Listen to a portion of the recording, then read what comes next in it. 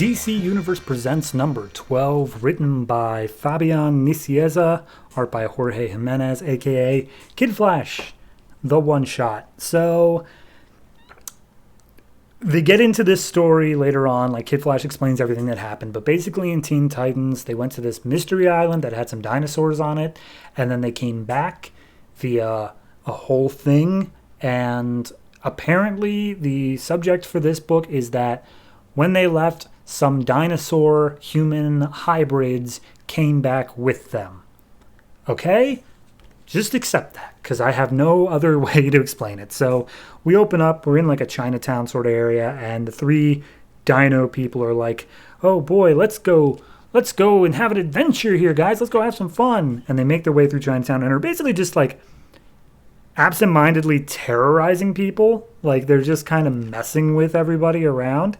And at this point, the one guy, Steg, they don't look like dinosaurs, mind you, but there's one who's like a pterodactyl, and she can at least fly. But let's see here. Their names are Steg, Teryx, and I think it's just Dak. I don't know. Regardless, Steg, he is pushing around all the people. He's like, get away from me, you mammals. And at this point, they start making their way through, and there's this whole commotion. And Kid Flash steps out of a Chinese restaurant, and he's like, oh, well, wonder what's going on here. And he zooms around and looks at people's phones that were taking pictures, and he's like, uh-oh, I think we may have had something to do with that. You know, the Teen Titans? Oh, well. And then he stops, and he just tells the audience, like, hey, guys, I'm Kid Flash. I have adventures with the Teen Titans, blah, blah, blah. And then literally everything I just told you. So at this point, oh, by the way, it's very, very meta. Like, not that he's talking about us specifically, but like he's literally saying like, here's an exact quote here. Continuity doesn't matter. Clarity is overrated. Let the fun begin. What? Okay. So anyway, he manages to track down the one pterodactyl girl and starts attacking her. And he's like, oh man, you shouldn't be attacking pretty girls like that, even if they are dinosaurs, because you never know what kind of romantic subplots may happen. And so he tackles her out of the air, he catches her, and then they get the, back and forth real quick to explain what's going on here. And apparently her name is just Dak, so I was right. And apparently she speaks English, French, Italian, German, Mandarin, and Japanese, because why not? So anyway, they're like, oh, we just came here to find an adventure. We're having fun, me and my two friends. And their names are Teryx and Steg. And at that point, Teryx shows up, wraps his tail around Kid Flash, and they get into a little fight. And Kid Flash, of course, just like completely shows him up because he has super speed. To which Dak is like, why do you have to beat him up? We're friends. And then Kid Flash is like, you attacked me? Oh, whatever. Hey, anyway, where's your last guy? Where's Steg? So that you guys can go home.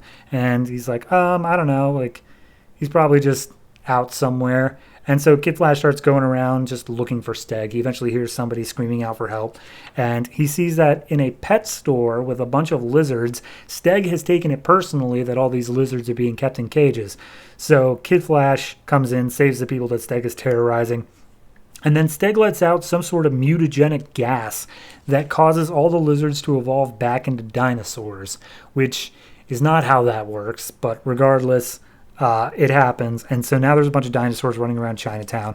And Kid Flash, like before he went to the pet store, the cops called him out on like, hey, weren't you that kid who set fire to that building? And he's like, okay, yeah, but I'm going to fix this. And so then he goes in, all that stuff happens. And when he comes back out, he tells the cops like, okay, this wasn't me.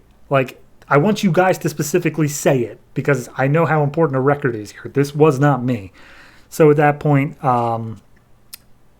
Kid Flash goes back and talks to the other dino kids, and he's like, hey, maybe you guys forgot to mention that he has some sort of mutagenic gas and also is a dinosaur supremacist. Maybe it slipped your mind a little bit. So at that point, he's like, all right, we gotta deal with him. We gotta take him out. And also, Kid Flash manages to put together that Teryx has a thing for Dak, but like Dak has a thing for Steg, and so it's an unrequited love, and I couldn't care less. Regardless, they all start tying up all the dinosaurs, make it so that they can't go anywhere. And then the three dinos and Kid Flash meet up on top of a roof.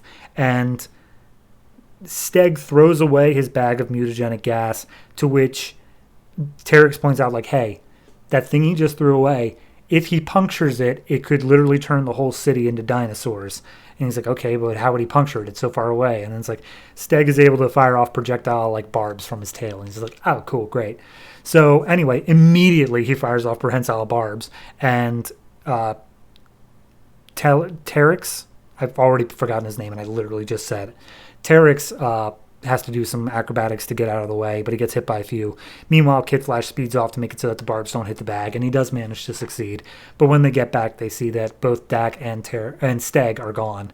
And so Terex is like, I'm sure they went underground. It'll be my duty to find them. I must go down and find it. Also, that bag of mutagenic compound was empty, which means Steg had another one, and that was a decoy. So, yeah, that's going to be an issue. And then he's like, no, but I have to do this on my own. Your Teen Titans can't help. To which then a report comes in of a bunch of the dinosaurs that got away and like they're roosting on the Chrysler building and whatnot. To which Terex turns to Kid Flash and says like, okay, maybe I could use a little bit of help. So here's the thing. It says tune into Teen Titans to find out what happens, but like, I'm like 95% sure here that there's like 3 pages after this that they're in the trade here. They were not in the issue. So I think we only get like 3 pages of follow-up on that. So, whatever. For this issue in specific here, I don't like Scott Lobdell's characterization for Kid Flash, which is what Fabian Nicieza here has had to do. He's had to use that. I like Jorge Jimenez's art. I'm going to put that forward right now. I do like the way that looks.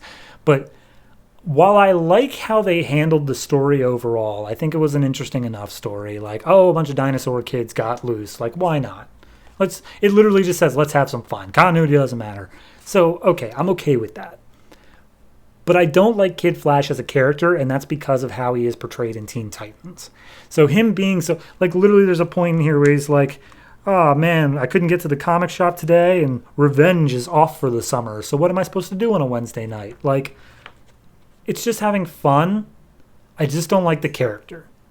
So I don't know how to really grade that in this issue, but in terms of the issue as a whole, I feel like it's a 6.5.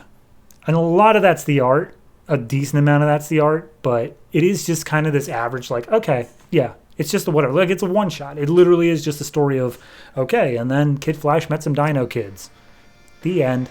Like, fine. 6.5, though.